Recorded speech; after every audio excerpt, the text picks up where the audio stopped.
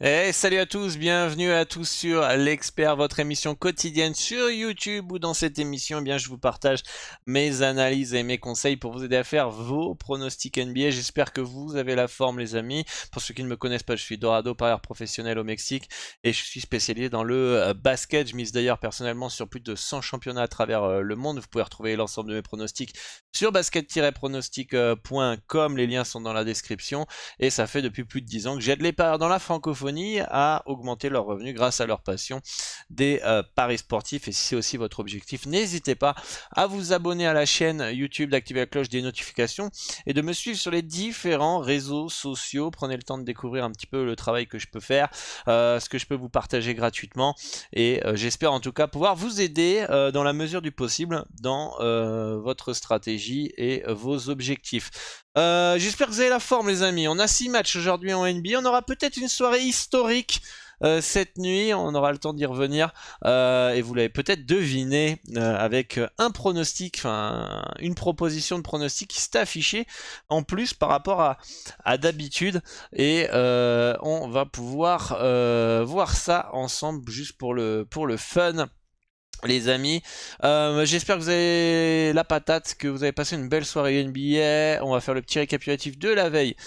Ici, alors pour moi 0 sur 2 en handicap et 3 sur 4 en over-under dans la stratégie que je suis en train de tester. Donc vous pouvez retrouver quelques pronostics gratuits sur basket-pronostic.com. Le lien est dans la description, vous avez juste à vous créer un compte et vous rendre sur la partie des pronostics et vous aurez certains over-under gratuitement.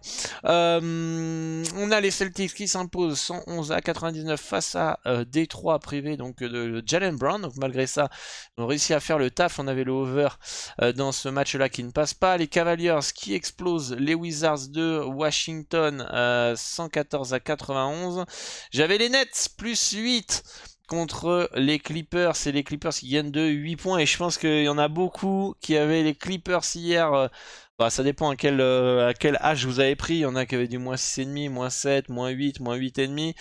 Donc en fonction de ce que vous avez pris, bah, il y en a qui ont gagné, il y en a qui ont perdu, il y en a qui ont surtout sué du cul, les amis, excusez-moi du terme, mais à quelques minutes de la fin, les Nets menaient quand même de 2-3 points, et je peux vous dire que mon plus 8, je pensais que j'allais le gagner, et finalement je suis remboursé.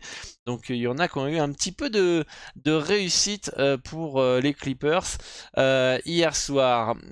Chicago, San Antonio, les Bulls qui s'imposent 128 à 104 dans cette rencontre. Je crois qu'on avait le under dans ce match-là qui passe. Sacramento qui s'impose facilement contre ces clowns de Houston 140 à 120. J'avais Houston plus 6,5. Les Mavericks qui créent la surprise 124 à 111 face à Utah. Privé de quasiment tous ses joueurs aussi du côté des Mavericks. Comme je vous ai dit, hier, je dis ce sera pas la dernière fois qu'on verra une équipe à poil qui va gagner. On n'était pas loin pour les Nets et on a eu Dallas du coup qui a gagné aussi. Donc attention à pas surestimer certaines absences. Les Warriors qui s'imposent 141 à 114 privés de Stephen Curry. Beaucoup étaient partis sur le Thunder parce que Curry n'était pas là et moi je vous avais dit que c'était pas ouf comme cote et je trouvais pas ça intéressant. On est parti par contre sur le over qui passe tranquillou comme papa dans maman et très déçu des Blazers de Portland qui se sont fait écraser face aux Bucks. J'avais les Blazers plus 4,5. Je sais que vous étiez nombreux sur Discord aussi à avoir Blazers plus 4,5. On s'attendait tous à un meilleur match de la part de Damian Lillard et ses coéquipiers à domicile face à Milwaukee. Donc voilà, mauvaise soirée en handicap, bonne soirée en over-under pour ma part. Donc voilà, j'espère que vous, que ça s'est mieux passé en handicap et aussi bien passé en over-under. Alors, ce soir, on a 6 matchs. On va pouvoir aborder la première rencontre, les amis, avec le Magic d'Orlando qui reçoit les Knicks de New York. Le Magic qui, comment dire, m'intéressait. C'est-à-dire que je vais surveiller le Magic pour ce soir, puisque j'étais pas loin de valider Orlando tout à l'heure, et je me suis dit, attends la présence ou non de RJ Barrett. qui est incertain pour les Knicks ce soir. Il était malade lors du dernier match. Et pourquoi je voulais attendre? Parce que j'avais une value qui était assez fine sur Orlando. On peut voir que j'ai une victoire de 2 points du Magic, ce qui est très très léger. On peut voir que c'est un match qui est quasiment 50-50. D'ailleurs, la cote tout à l'heure était à 2,07 pour Orlando. Hein, elle était à 2,07, elle a baissé, donc le marché est parti sur Orlando, était plutôt ok sur moi. Le truc, c'est que moi aujourd'hui j'ai assez d'historique dans mes résultats, je note tout le temps la closing odds, et je sais que quand j'anticipe mal, c'est pas bon signe. Quand j'anticipe bien, c'est bon signe. D'accord. Et là, je sais que qu'est-ce qui se passe? Que si je joue Orlando à 2,07 et que RJ Barrett est là, je vais mal anticiper, c'est pas bon signe pour le long terme. C'est-à-dire que la cote de closing va être plus haute que celle que j'ai pris. Si je joue Orlando à 2,07 et que RJ Barrett n'est pas là, la cote d'Orlando va baisser. Comme là, elle a déjà baissé, mais on n'a pas l'information. D'accord. Et dans ces cas-là, c'est bon signe pour le long terme. Le truc, c'est que soit je prends tout le temps Orlando à 2,07 et je me dis sur le long terme, ça va s'équilibrer, ou j'espère avoir raison plus souvent RJ Barrett sera pas là. Il est que malade, il n'a pas une grave blessure. Je me suis dit, je préfère attendre. Du coup, j'attends. La cote, malheureusement, a baissé. Donc pour moi, elle n'a plus du tout de value sur le Magic. Mais je vais attendre les informations. Autant RJ Barrett, il va être là. Les gens vont aller sur les Knicks. Du coup, à ce moment-là, la cote d'Orlando va remonter. Ils vont surestimer le retour de RJ Barrett. Et on aura une value sur Orlando. Soit RJ Barrett n'est pas là. Les gens vont à fond sur Orlando. Que là, les Knicks deviennent value. On verra, mais ça m'étonnerait. Ça m'étonnerait que si RJ Barrett n'est pas là, on aura une value sur les Knicks. Mais s'il est là, on pourrait peut-être avoir une value sur Orlando parce qu'ils peuvent surestimer son absence. Voilà un peu comment ça fonctionne le betting, les amis. On n'est pas là aussi à deviner qui va gagner, est-ce que tu vois que, etc. C'est quand même essayer d'anticiper le marché, de lire un petit peu les cotes. C'est plus complexe que je vois Orlando gagner, je vois New York gagner. Par contre, je pense que le cut à 225,5 points peut être intéressant. Les gens sur un under, a priori. En tout cas, le problème des Knicks, c'est qu'ils sont assez irréguliers offensivement. Ils sont plutôt bons défensivement, et offensivement, ils ont du potentiel, mais ils sont irréguliers. C'est ça le danger de prendre des overs chez les Knicks. D'accord. Mais Orlando retrouve pas mal de joueurs de blessures, retour de blessures, Ken Walker Jr., Cole Anthony, Fultz, etc. Isaiah maintenant qui est revenu. Donc ça, c'est du potentiel offensif en plus pour le Magic. D'accord. Donc pourquoi pas avoir ces puissances offensives, ces joueurs offensifs qui sont revenus, qui vont donner un peu plus de crédit à l'attaque d'Orlando pour passer un over. C'est vrai qu'il paraît un poil haut, mais en tout cas au niveau des stats, on a une projection 118 à 116 pour Orlando. On est autour de 232, donc on a l'air d'avoir un écart. Tout dépend en fait de quel tempo. Est-ce que ça va être plus un tempo défensif imposé par New York, ou est-ce que ça va plus être un tempo offensif? Donc on verra ce soir. En tout cas, je partirai plus sur un over dans ce match-là, sauf si erreur de ma part, hein. On va vérifier, c'est peut-être une erreur, hein. Des fois, il y a des petits bugs, hein. Il y a des petits bugs. Là, d'ailleurs, je viens d'en voir un là. Je viens d'en voir un là, mais c'est sur Charlotte. Ça, c'est un bug d'affichage. Là, j'ai juste à recharger. Et normalement, c'est bon. Ouais, alors Orlando, on va regarder. Je vais vous mettre mon fichier à l'écran. Fichier Excel, voilà. Vous voyez les noms des équipes, si c'est bon. Orlando, ça met 111 points, 114 points en défense. Donc là, on est à du combien au total? En moyenne, on est à du 213. 213 et les Knicks, on est en moyenne à du 213 aussi. Ça fait du 226 points. 226 points, mais ce qui fait vraiment la différence dans tout ça, comme vous pouvez le voir, c'est ma pondération joueur qui rajoute des points. Et comme je vous le dis, c'est vraiment avec Orlando qu'on valide un over dans cette rencontre-là. Sans, on va dire, les retours de blessure d'Orlando, eh bien, on serait sur un bet F0 au niveau du cut en handicap, en over-under. Donc moi, là, je spécule que le retour de blessure de certains joueurs d'Orlando va faire qu'il y aura plus de points. C'est ça qui explique pourquoi on part plus sur un over dans ce match-là. Match suivant, c'est les Nets de Brooklyn en 3e match en 4 jours back-to-back face aux Suns de Phoenix qui retrouvent Devin Booker. Et je suis assez étonné. Je suis vraiment étonné, les amis. Alors que là, on a un -6. On a un -6 en termes de projection pour les Suns. Et les bookmakers donnent un -6,5, -7. Avec le retour de Devin Booker. Ben Simmons qui devrait pas être là, Kyrie Irving qui est pas là, Kevin Durant qui est pas là, Dinwiddie et Dorian Finney-Smith ne devraient pas jouer parce que on a appris hier, c'est que le deal entre Dallas et Brooklyn n'est pas totalement finalisé. Les Nets chercheraient une troisième équipe pour finaliser le deal. Bon, c'est quasi fait, mais en tout cas, c'est pas officiel. Et bon, Kyrie Irving ne jouera pas ce soir, hein, très clairement. Et là, on peut dire, putain, hier, on avait un -2 pour les Clippers.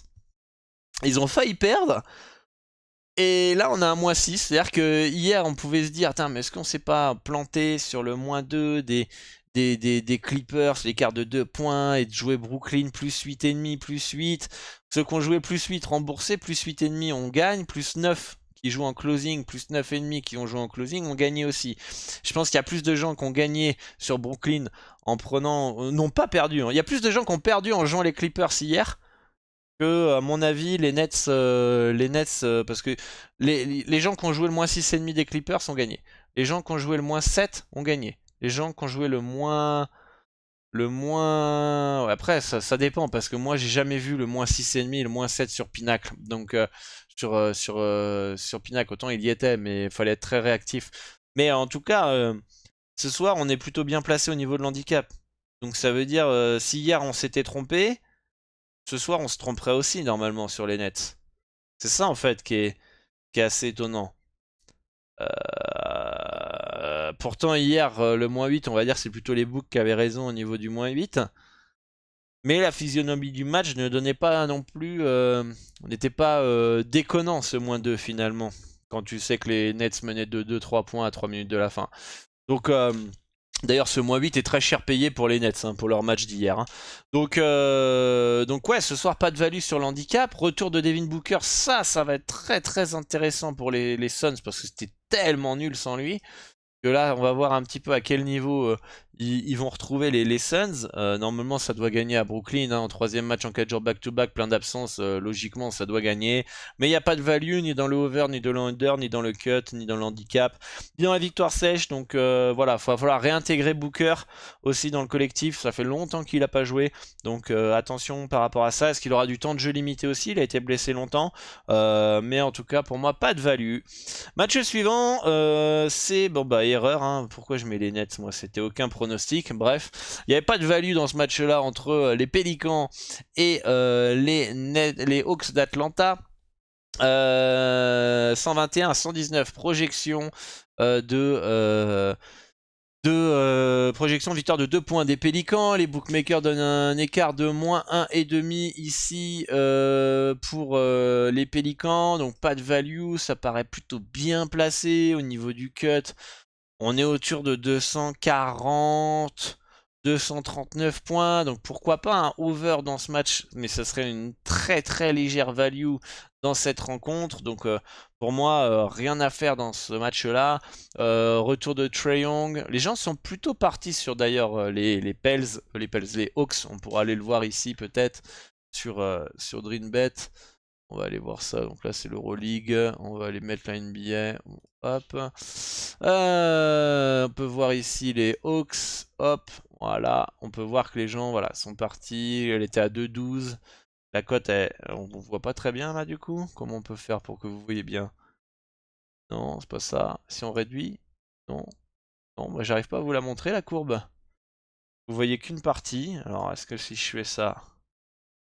attends, on va peut-être pas faire de conneries. Hop, on va pas tout dérégler. Voilà. Donc là, on est là, on peut voir que la courbe, elle a bien baissé. Elle était à 2,12 et maintenant, voilà, 1,97. Donc le marché est parti sur Atlanta. Je pense pas que le marché ait vraiment raison. Hein, ou alors, est-ce que c'est là...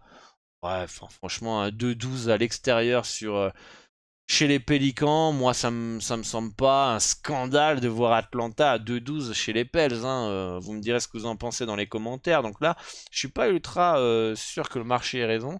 Mais en tout cas, pour moi, je pense que ça me paraît bien placé. Même à 2-12, voilà, c'était plutôt correctement placé.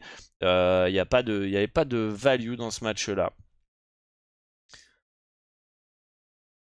Les Grizzlies qui reçoivent les Bulls en troisième match en 4 jours back-to-back, comme vous pouvez le voir ici. Déplacement très compliqué pour Chicago avec une projection victoire 122 à 112 pour les Grizzlies. Les bookmakers donnent largement l'avantage aussi, hein, à Memphis avec un écart de -9, hein, comme vous pouvez le voir à l'écran ici. -9 à 2,03, donc on est plutôt dans les clous, hein, sincèrement. Les Bulls, troisième match en 4 jours back-to-back, ça peut piquer dans les jambes, ça peut aussi mettre au repos un petit DeRozan, un petit Zach LaVine ou des joueurs comme ça. On sait jamais. En tout cas, pour moi, les Bulls, s'il n'y a pas d'adresse, si on a tout de suite Vucevic, DeRozan ou Zach LaVine qui est pas dans un bon soir, tout de suite ça devient une équipe qui est très, je trouve prévisible offensivement et qui est qui manque de solutions en fait. Et Memphis dans ces cas-là va en profiter énormément pour imposer son tempo et s'imposer. Donc bon, pour moi, zéro value sur Memphis à 1,33, 1,303 pardon, 1,303. Et faut pas toucher quoi, faut pas toucher à cette cote là. On a vu le Jazz hier qui a perdu contre Dallas. Je pense que les Bulls sont capables de gagner à Memphis. Mais en tout cas, est-ce que les Bulls peuvent... La question est, s'il n'y a pas le troisième match en 4 jours back-to-back, le Bulls plus 8,5, moi il me semble très intéressant. Mais le troisième match en 4 jours back-to-back, ça fait chier quoi. Il n'y a pas de value dans cette rencontre-là. Et moi, le troisième match en 4 jours back-to-back, je me méfie, mais comme la peste, il faut faire très très attention à ça. Au calendrier en NBA, c'est ce qui fait la différence souvent. Vous pouvez anticiper des absences, vous pouvez anticiper des pièges aussi, parce que la personne qui connaît la NBA, mais qui prend pas en compte le calendrier, ce soir part sur les Bulls plus 8,5. Parce qu'à première vue, tu te dis, ouais, les Bulls, ils ont quand même le niveau de rester dans le plus 8,5, machin, hein, et c'est vrai. C'est vrai. Sauf que si tu prends en compte le troisième match en 4 jours back-to-back, là, ça paraît quand même toujours un peu abusé. Tu te dis, ouais, ils vont quand même pas être si fatigués que ça pour se faire éclater. Et puis, tu prends les Bulls plus 8,5, puis hop, boum, bizarrement, ils se font déboîter. Et tu comprends pas pourquoi, parce que t'as pas été voir qu'en fait, bah, ils ont enchaîné les matchs en ce moment. Tout simplement, et que Memphis a eu 2 bons petits jours de repos tranquillou à la maison, histoire de bien se la couler douce dans le jacuzzi. Donc voilà, je pense que faites très attention au calendrier, mais en tout cas, il n'y a rien à faire. Au niveau du cut, on a un 235 points. Personnellement, j'ai un quoi, moi? On va mettre le fichier Excel pour que vous le voyez, que je parle pas dans le vent. On a un 234 ici. Voilà, 234. Donc pas de value aussi. Ça devrait être un match offensif normalement, mais encore une fois, peut-être fatigue du côté de Chicago, donc moins de rythme potentiel aussi. Voilà.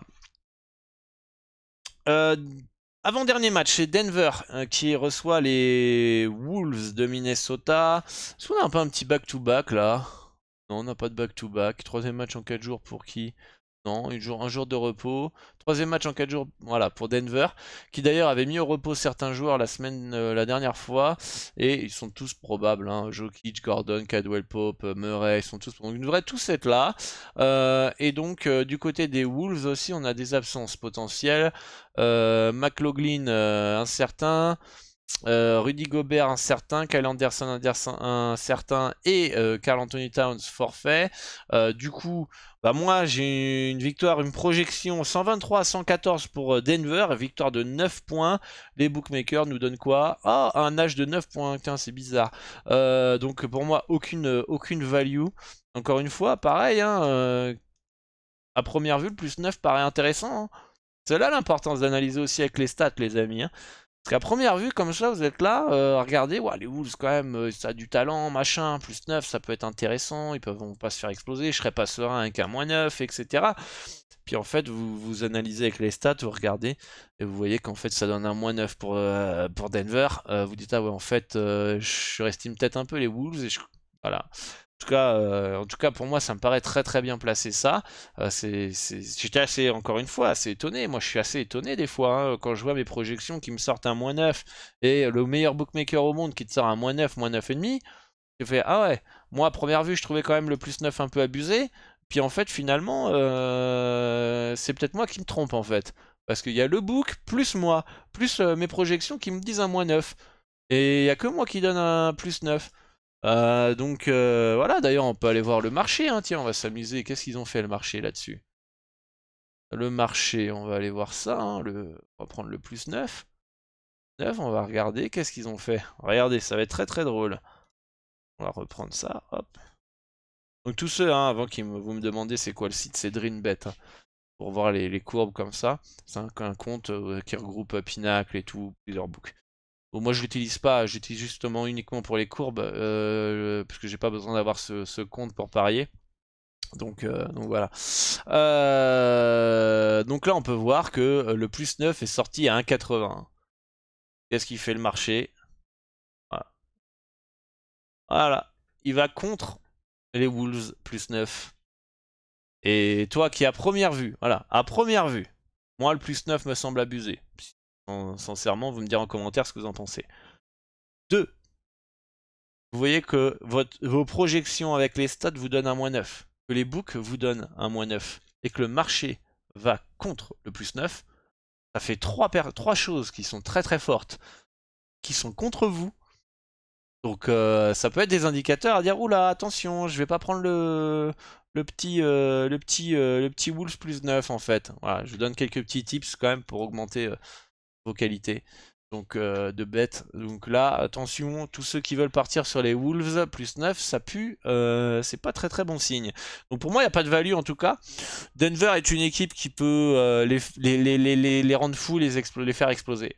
Parce que Minnesota est une équipe, bon, pour donner un terme un peu voilà, connu sur cette chaîne YouTube, c'est une équipe de clowns, hein, mais c'est une équipe qui a du talent, mais qui ont des gestions de possession, qui ont des gestions de match qui sont parfois catastrophiques. Et Denver, c'est un Q basket, ça a de l'expérience, ça peut jouer sur ses petits points faibles pour te faire exploser finalement. Et en tout cas, pour moi, il n'y a pas de value. C'est plutôt bien placé. Je regarde peut-être si on n'a pas un petit cut intéressant, mais on a un cut à 237. Les books donnent un cut à 235. Donc pourquoi pas un over 234, mais bon, ça paraît un peu léger, ça fait une marge de 2 points, c'est pas énorme un panier au basket. Donc voilà un peu pour cela, pour cette rencontre. Et enfin, le dernier match, c'est les Lakers de Los Angeles qui reçoivent le Thunder d'OKC en troisième match en 4 jours back-to-back. Donc attention, peut-être du repos du côté du Thunder. On a déjà Ludor, Pukosevski qui est pas là et Robinson Earl par là. Est-ce qu'un petit Shaigius Alexander va pas être là? Attention, attention à ça potentiellement. Les Lakers ont un âge de -6,5. Moi j'ai une victoire de 8 points des Lakers. Donc on est plus proche d'avoir une value de Los Angeles, -6,5. Et attention, attention, attention, attention. Alors, les Lakers sont quasiment au complet pour la première fois de la saison ou presque. Austin Reeves est probable. LeBron James incertain. Vous croyez vraiment qu'il va pas être là ce soir, les gars? Croyez-vous vraiment qu'il va pas être là? Ah, pour moi, il va être là. Je l'ai quand même mis incertain dans mon fichier. Si je mets les Lakers ici, Lakers. Merde, putain. Ils trouvent pas les Lakers. Comment ça, ils trouvent pas les Lakers? Los Angeles. Ça, ils trouvent pas Los Angeles. Comment je l'ai appelé le fichier, moi? Alors si je mets LeBron James bien présent. Si je mets LeBron James bien présent. Et pour moi, on a une value sur les Lakers si James est là. On a une value sur les Lakers. Le moins 6,5 peut être intéressant. D'ailleurs, que nous dit le marché? On va aller voir ça. Le marché sur le moins 6,5. Ah, ça n'a pas l'air de bouger. Hein. Plutôt kiff. Ça n'a pas trop bougé, je vous le voyais pas, mais voilà. Ça bouge pas, donc voilà. Mais moi, pour moi, si James est bien présent, et à mon avis, il sera là ce soir. Pourquoi? Parce que vous le voyez ici. Hein? LeBron James, en termes de points contre OKC, on n'a jamais vu ça dans nos vidéos YouTube. L'expert, un bet qui apparaît comme ça dans les principaux de la journée. Un James over 35,5 points. Pourquoi, les amis? Certains ont peut-être trouvé. Eh bien, ce soir, James, il met 36 points. Il passera devant Karim Abdul-Jabbar et deviendra le plus grand scoreur de l'histoire de la NBA. Donc, c'est une question de temps. Il sera de toute façon le meilleur scoreur de l'histoire. Et il lui manque 36 points. Du coup, les books, ils vont se frotter les mains, ils vont se dire, bon, on va mettre un petit cut. Hein. Bon, la probabilité qu'il marque quand même plus de 36 points, enfin plus de 35,5 points, elle est moins importante que marquer en dessous de 35 points. Mais on sait jamais, autant ses coéquipiers vont lui filer la balle parce que à mon avis il va vouloir passer ce record à domicile, ça va être plus sympa. Ça va être plus sympa qu'à l'extérieur. Alors est-ce que le prochain match il est à Los Angeles aussi? Parce qu'autant s'il est à Los Angeles ils vont s'en foutre. Alors...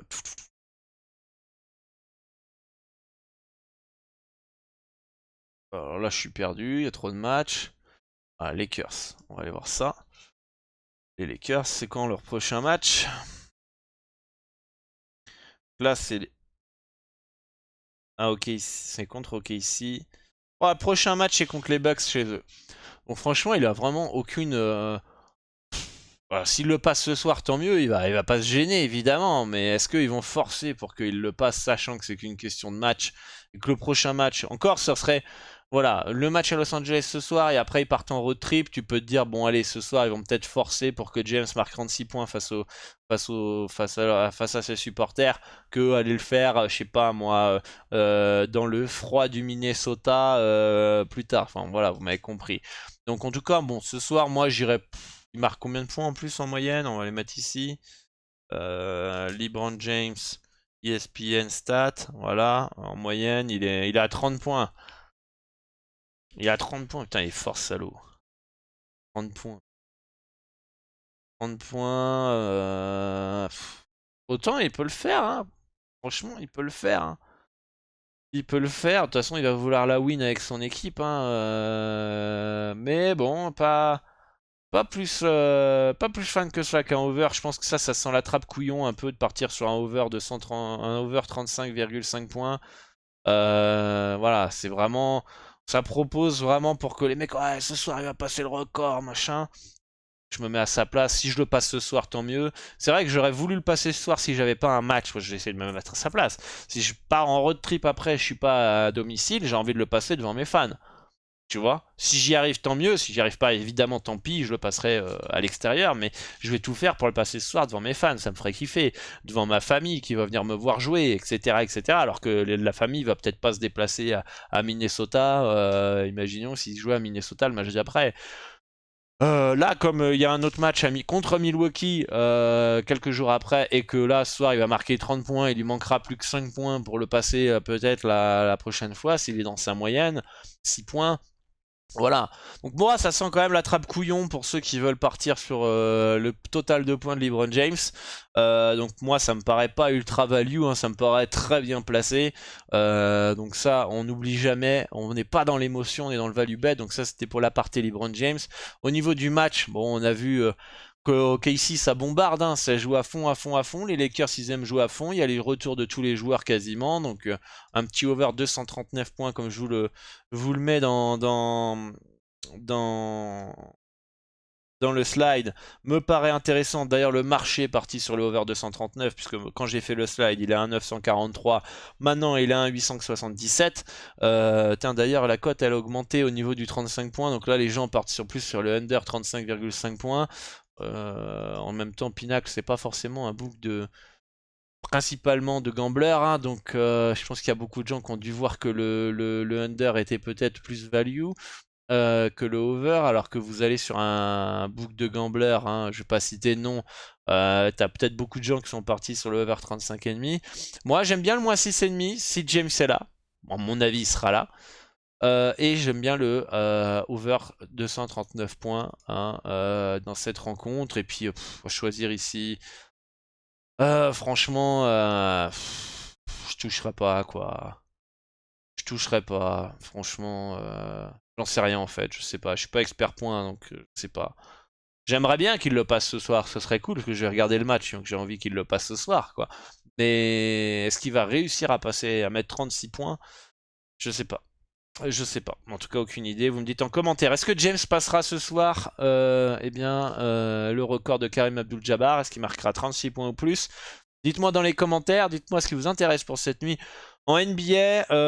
Bonne chance à tous pour vos pronostics. Un grand merci à tous pour votre soutien, vos commentaires, vos partages, vos likes. Ça fait plaisir. Moi, je vous retrouve pour une nouvelle vidéo très bientôt. Ciao, ciao.